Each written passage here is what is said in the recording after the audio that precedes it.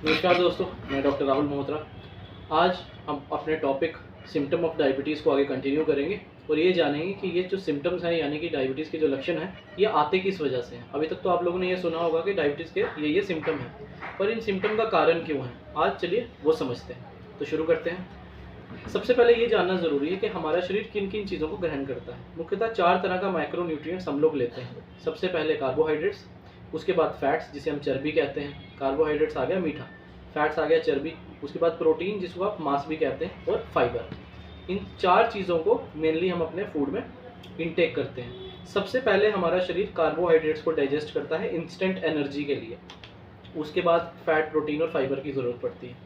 अब जिस आदमी को डायबिटीज़ की प्रॉब्लम है उसके शरीर में कार्बोहाइड्रेट का जो मेटाबॉलिज्म है वो इफेक्ट हो जाता है। अब कार्बोहाइड्रेट का मेटाबॉलिज्म जो है वो इंसुलिन पे डिपेंड करता है और डायबिटीज़ की 2 स्टेट्स हैं। एक में इंसुलिन कम बनता है जिसको आप टाइप 1 कहते हैं या इंसुलिन नहीं बनता। सेकंड स्टेट आ जाती है टाइप 2 जिसमें इंसुलिन ज़रूरत से ज़्यादा बनता है पर इंसुलिन रेजिस्टेंस होने के कारण वो इंसुलिन शरीर में सही तरीके से काम नहीं कर पाता। दोनों ही केसेस में कार्बोहाइड्रेट का मेटाबॉलिज्म इफेक्ट होता है। शरीर में कार्बोहाइड्रेट की मात्रा ज़्यादा है, उसे सबसे पहले कार्बोहाइड्रेट ही चाहिए इंस्टेंट एनर्जी के लिए।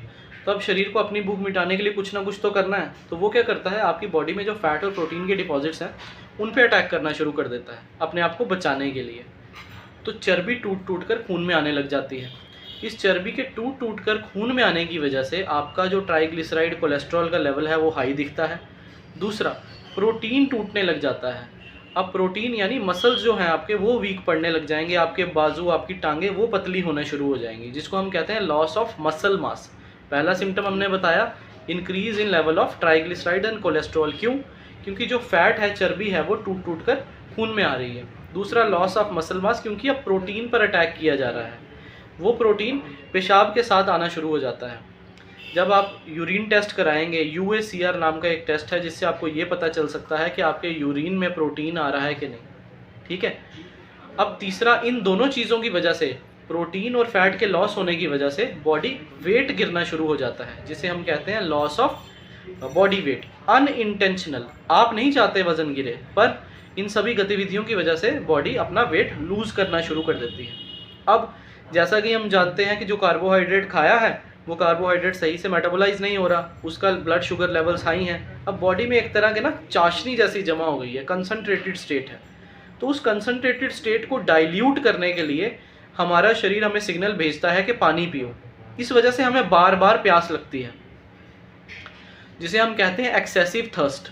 और जब बार बार प्यास लगेगी तो बार बार यूरिनेशन होगा, जिसे हम कहते हैं एक्सेसिव यूरिनेशन, यानी बार बार पेशाब का आना। अब इन सारी स्टेट्स का एक साइकिल चल पड़ता है, एक के बाद एक।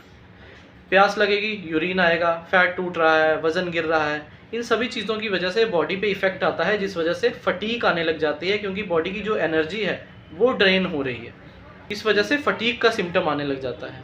इंसुलिन रेजिस्टेंस जिन लोगों को होता है उनको 2-3 सिम्टम्स एक्स्ट्रा रहते हैं, जैसे कि बार बार भूख लगना, जबकि वो अच्छे से खा रहे होते हैं, पर जो वो खाना खा रहे हैं वो इंसुलिन बढ़ने की वजह से, उसके सही से काम ना करने की वजह से मेटाबोलाइज नहीं हो पा रहा है, इसलिए शरीर बार बार सिग्नल भेजता है। शुगर क्रेविंग्स रहते हैं, मीठा खाने का मन करता है, बार बार चॉकलेट खाएंगे, टॉफ़ी खाएंगे, बबलगम चबाने का मन करेगा। वो इसलिए क्योंकि कार्बोहाइड्रेट मेटाबोलाइज नहीं हो पा रहा है और उनकी बॉडी बार बार सिग्नल भेज रही है कि आप शुगर का इंटेक करो, जबकि वो अच्छे से फेड हैं, खाया पिया हुआ है, पर फिर भी मन करेगा इन चीज़ों को खाने का।